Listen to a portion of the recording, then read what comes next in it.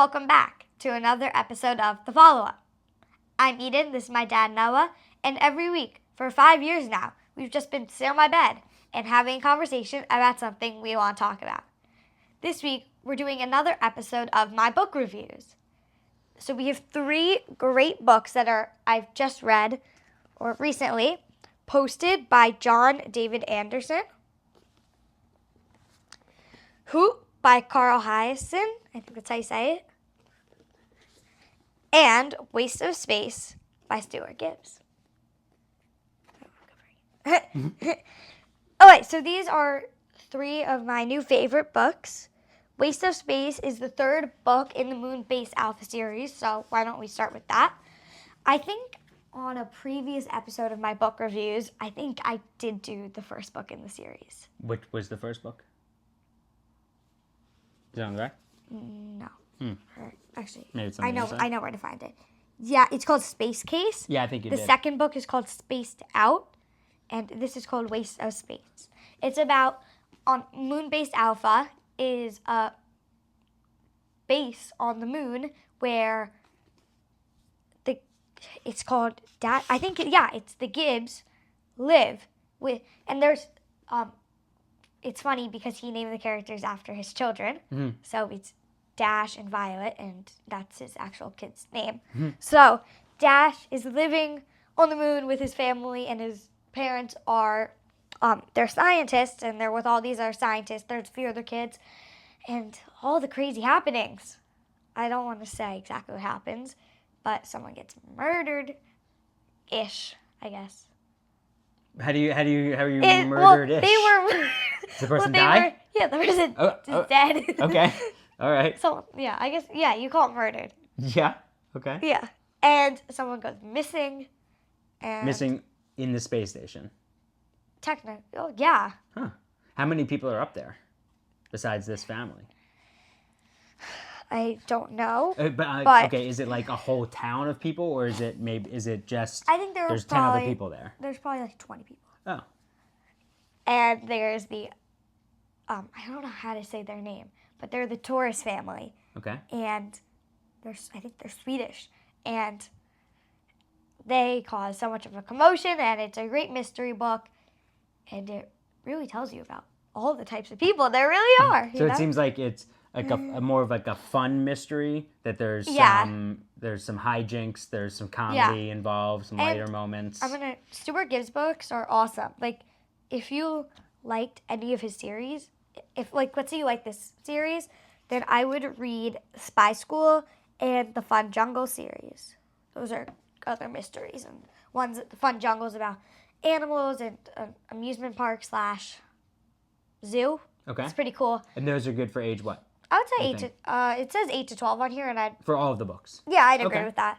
And Spy School is, I'm gonna let you find out on that one. It's pretty obvious from the title, but there's no one way to describe that book. All right. It's too hard.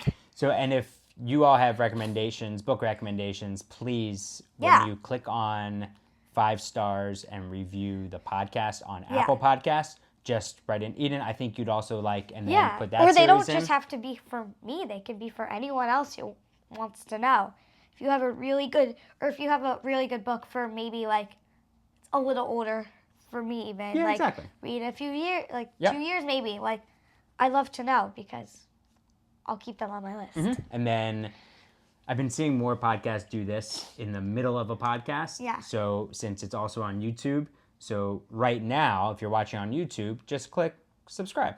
Yeah. And that helps out the podcast. Yeah. Okay. It'd be nice just to hear from you if you write a little comment. We love hearing from you. For sure. Next up. All right, next book is Hoot by Carl Hyacin. And I read Scat, which we all read Scat. We read that together, yeah. When I think I was like 8, 7 maybe. I don't know. But that was so good. They're all mysteries. It's part of a series, but they don't all relate, and they're not the same characters, but they all revolve around an animal. And what I think this is part of the series, because I noticed it in Scat and Hoot, which is this book, is they all go around protecting animals. Something like someone's trying to destroy part of their habitat, or someone doesn't care or all these things, and a character is going out of their way to try to protect the animal and go against these big organizations who are trying to build. Interesting. Like in this one, it's apparently there's this place called Mother Paula's Pancakes, and it's trying to build where these endangered owl species have their nests and trying to destroy their habitat there. So I'll read the back because it's kind of cool. Everyone loves Mother Paula's Pancakes. Everybody, that is, except the cute but endangered owls that live on the building site of the new restaurant. Can the awkward new kid and his feral friend prank the pancake people out of town? Or is the owl's fate cemented in pancake batter? Dun, dun, dun. Some other books in this series. It says Carl Hyacint's Florida is wild because they all take place in Florida. Flush, Scat, Chomp, Squirm, and there's Skink, No Surrender. And Wrecker. But that's not. Actually, yeah. Which ones have you read? I have read Scat, that's it. Okay. Yeah. So we'll go to the library and check out some other ones. Yeah. Neat. The Newbery Honor as well. Yeah. And it has a sneak peek of Wrecker inside. Yeah. And from the beginning of Wrecker, I'm pretty hooked. Okay, cool. I've read the intro like 4 times. All right, what's next? This last one is Posted by John David Anderson. And I think it's very good for this time, and it's very up to date. And it's realistic because it starts with a girl, Ruby Sandals, who she's actually not even part of the book for that long, but it all starts with her sending a mean text about a teacher who gave her a bad grade, and that's how phones got banned in the school. Oh. And now phones are banned, and they've been... move this one second off the microphone. Okay, go ahead. And they've been causing a problem because kids aren't paying attention in classes, or their heads are just down in the hallway. And it talks about how the school evolves and their problem without phones and friendships and Post-it notes, and people start leaving notes for each other, and they're not always the kindest things, and how words are sometimes really hurtful, and the importance of words, like what your words can actually do and how they can affect people.